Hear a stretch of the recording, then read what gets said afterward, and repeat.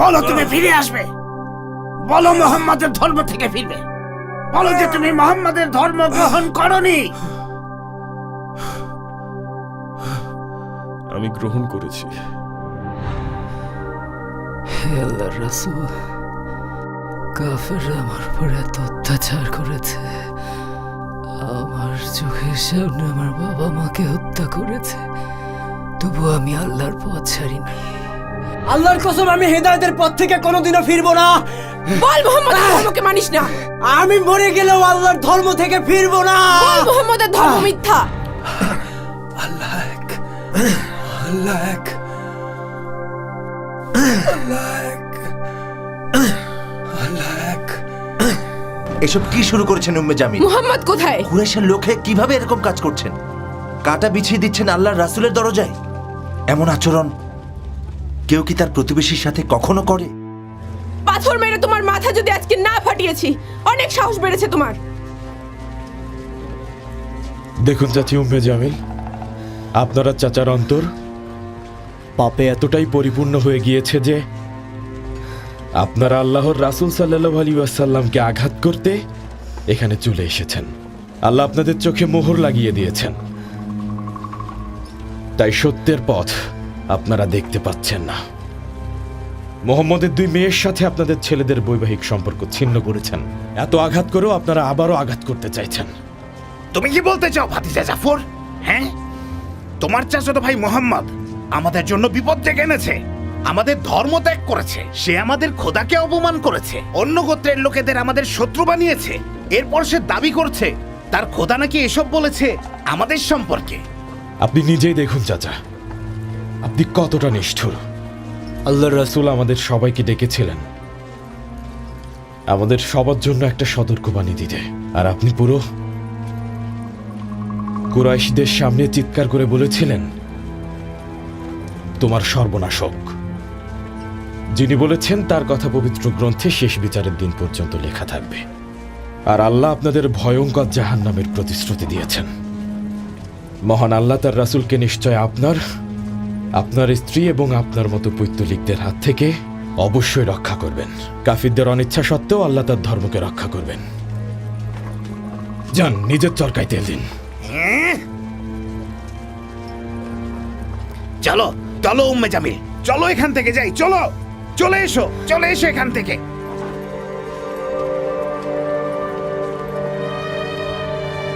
শোনো অবিশ্বাসীরা, আরে শোনো অবিশ্বাসীরা, যারা নিজেদের ধর্ম থেকে মুখ ফিরিয়ে নিয়েছ, আমার কথা শোনো মুহাম্মদ।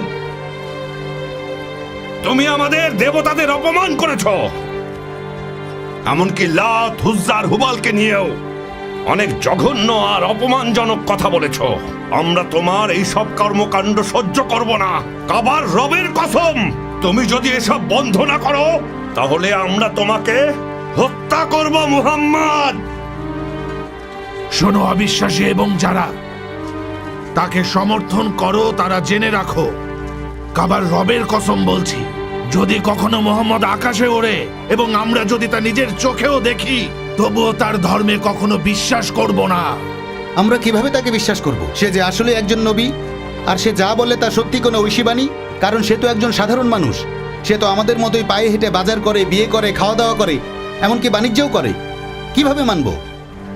আমাদের দেবতাদের অপমান আর উপহাস করার আগে তুমি ভালোভাবে ভেবে দেখো যে তোমার নিজের পূর্বপুরুষরা কি করতেন। ভেবে দেখো তোমার দাদা কুসাই ইবনে কিলাব আর তার ভাই জারা, এমনকি আব্দে মানাফ, আব্দে শামস, হাসিম, নওফেল আর আব্দুল মুত্তালিব, তারা সবাই কি পৌত্তলিক ধর্মে বিশ্বাসী ছিলেন না? তুমি আমাদের ধর্মকে ছেড়ে দিয়েছ, তবু তোমাকে কিছু বলিনি। কিন্তু এখন তো তুমি আমাদের দেবতাদের অপমান করছো, সেটা কিছুতেই মানব না। তোমারও কিন্তু একই পরিণতি হতে পারে, যেমনটা বেলাল আর ইয়াসিরের পরিবারের হয়েছিল। অভিশাপ আপনার ওপর। অত্যাচারের কথা মনে করিয়ে দিচ্ছেন। আল্লাহ জাহান্নামের কঠিন আগুনে আপনাকে নিক্ষেপ করবেন। যতক্ষণ আমাদের ধর্মে ফিরে না আসবে ততক্ষণ তোমাদের উপর অত্যাচার করেই যাব আমরা। আল্লাহর নবী হযরত মুহাম্মদ সাল্লাল্লাহু আলাইহি ওয়াসাল্লাম বলেছেন, সত্যি আপনারা বিপদগামী, কারণ আপনারা বোবা পাথরগুলোর পূজা করেন যেগুলো আপনারা কিনা নিজের হাতেই বানিয়েছেন। এগুলো শুধুমাত্র মূল্যহীন পাথর, যা মক্কার পাহাড়ের সাধারণ পাথরের মতোই। আর এসবের সাথে নবী ইব্রাহিমের ধর্মের কোনো মিল নেই। আর এখানেই শেষ না, আপনারা সুদ খাচ্ছেন, কন্যাদের জীবিত কবর দিচ্ছেন, আর বেআইনিভাবে নারীদের বিয়ে করছেন। এমনকি আপনারা হজও পরিবর্তন এনেছেন, যা খুবই জঘন্য। পবিত্র হজের মাসও পিছিয়েছেন, যা কোনোভাবেই সম্ভব না। সময়টুকু আল্লাহর নির্ধারিত, তাই আর পেছানোর কোনো যুক্তিই নেই।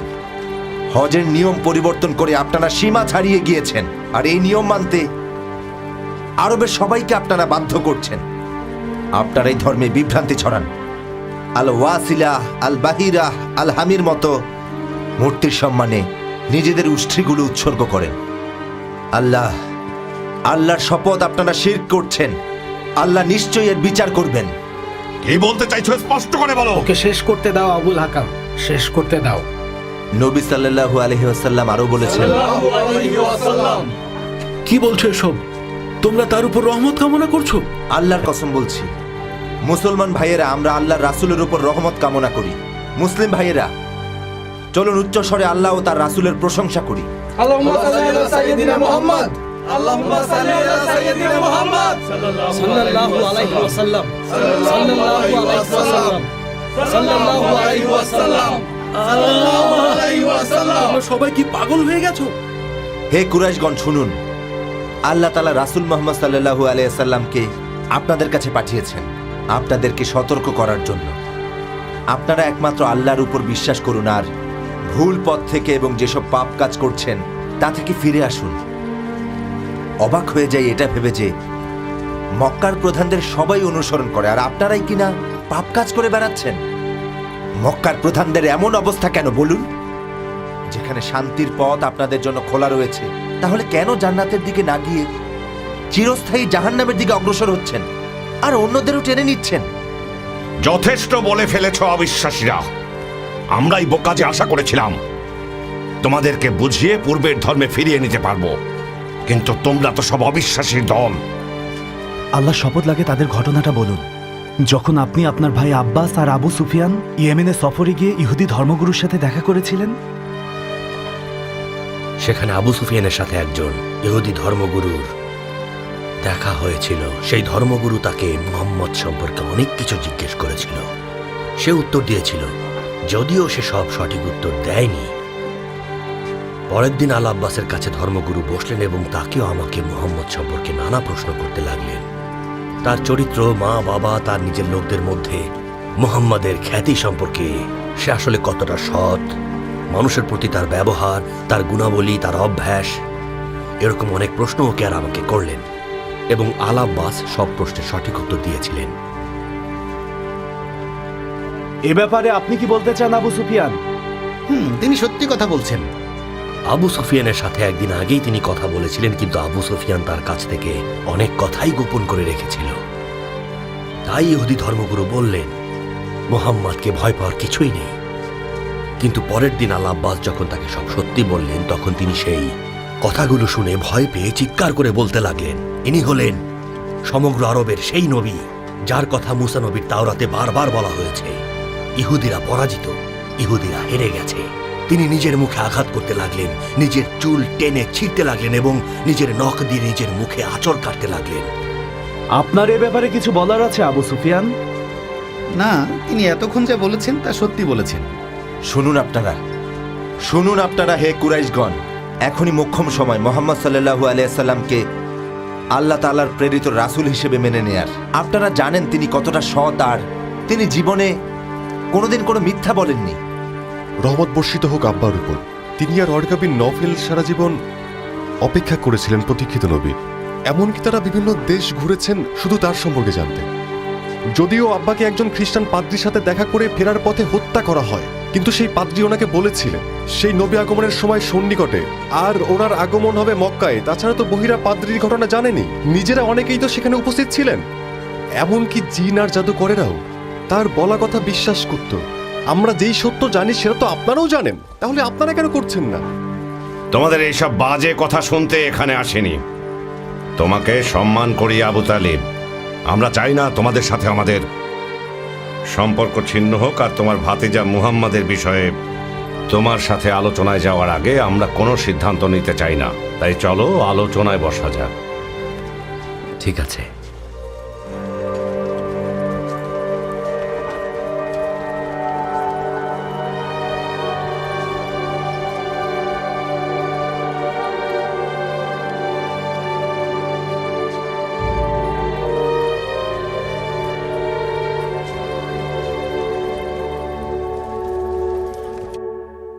সেই লোকটা সবার কাছে কি এমন বার্তা নিয়ে এসেছে?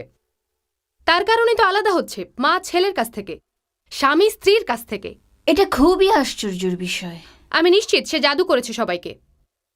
কাবার রবের কসম, আমার নিজের ছেলে মুসাব থেকে প্রিয় আমার কাছে কেউ নেই। তাকে ক্ষুধার্ত রেখেছি, মারধর করেছি, তবু সেই ধর্ম ত্যাগ করেনি। সে আমাকে বলেছে তার কাছে মোহাম্মদের ধর্ম ছেড়ে দেওয়া চেয়ে নাকি মরে যাওয়া অনেক ভালো। তাই আমি তাকে ঘর থেকে বের করেছি। তাকে লুকিয়ে আমি দেখতে গিয়েছিলাম, কিন্তু তাকে চেনাই যাচ্ছিল না। মনে হয় আবু সুফিয়ানের ছেলে মুহাম্মাদের ধর্মের অনুসারী হয়েছে। এদিকে আবু হাইহার ছেলে, সেও নাকি মুহাম্মাদের ধর্ম অনুসরণ করছে। আর শুনলাম মাকজুম গোত্রের ছেলে আয়া, শিশাম আর ওয়ালিদের ছেলেসহ এরকম আরও কয়েকজন নাকি দল বেঁধে মুহাম্মদের ধর্মে যোগ দিয়েছে। এমনকি বিচক্ষণ ব্যক্তি ইবনে আবি কুহাফা আর ধনী ও লাজুক ব্যক্তি ইবনে আমনা, উসমান ইবনে আফফান আর তার ভাই উসমান ইবনে মাতুনের সাথে আবু ওবায়দা ইবনুল জাররাও আছে। এমন অদ্ভুত ব্যাপার যে আমি নিজের চোখে না দেখলে কখনোই বিশ্বাস করতাম না। আমি জানি না কি বলা উচিত। আর আমার মুসাব, সে তো মোহাম্মদের ধর্ম গ্রহণ করার জন্য তার এত ধন সম্পদ সব ফেলে গেছে। তুমি কি করবে জানি না, আমাকে মেরে ফেললেও আমি কখনো মুহাম্মাদের ধর্ম গ্রহণ করব না, কারণ আমি লাত, উজ্জা আর হুবালকে মানি। তোমাকে বলে রাখি উম্মে মুসাব, এগুলো বনি হাশিম গোত্রের একটা ষড়যন্ত্র। বনি হাশিম গোত্রের লোকেরাই তো এখন মক্কার প্রধান। এগুলো করে তাদের কি লাভ? কারণ পুরো কুরাইশবাসী তো ইতিমধ্যেই তাদেরকে মেনে নিয়েছে। তারা সফল হবে না। কুরাইশের সকল লোকেরা মুহাম্মদ আর তার ধর্মকে নিয়ে উপহাস করছে।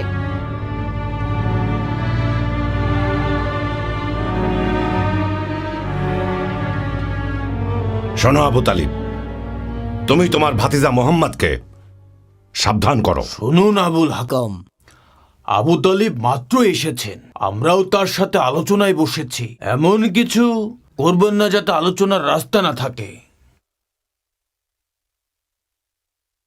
শুনুন আবু তালিব, আপনার ভাতিজা মোহাম্মদ আমাদের সকলের কাছেই তার নতুন ধর্মের বার্তা নিয়ে এসেছে।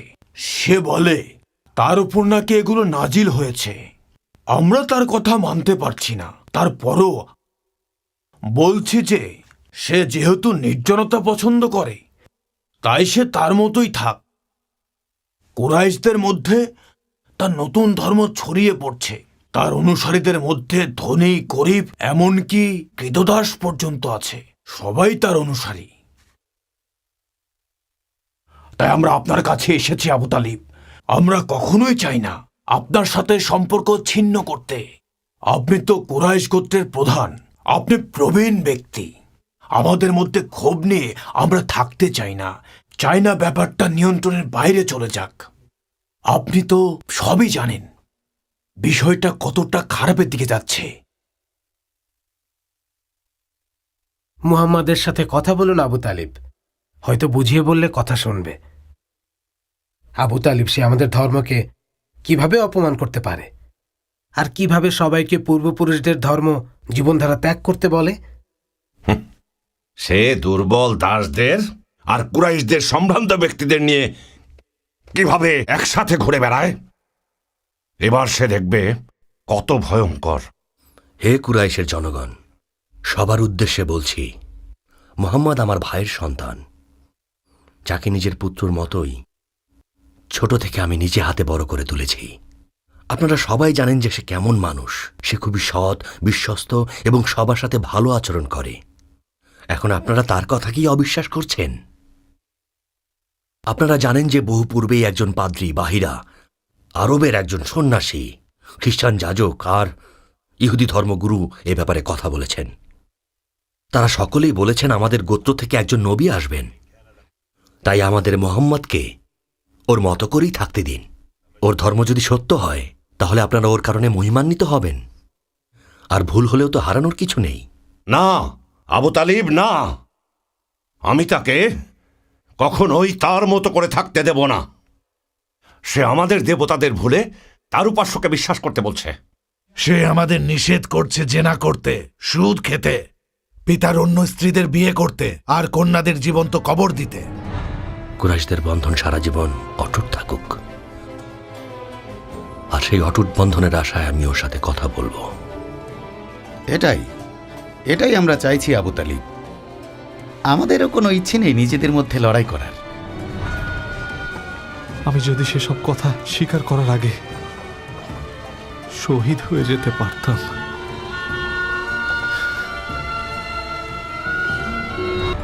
মোহাম্মদ, তুমি কাঁদছো কেন? কাঁদছো? কোথায় যাচ্ছ তুমি? অতএব তোমরা উভয় তোমাদের পালনকর্তার কোন কোন অবদানকে অস্বীকার করবে? উম্মে আব্দের ছেলে তোকে পুরো হাসিমের গোত্রকে নিশ্চিহ্ন করে দেয়া। আমার মতে তাদের প্রতি নির্যাতন বন্ধ করা উচিত। আপনার মানুষেরা আপনার ভাতিজার ওপর ক্রুদ্ধ হয়ে আছে। তারা তাকে তাদের শত্রু মনে করে।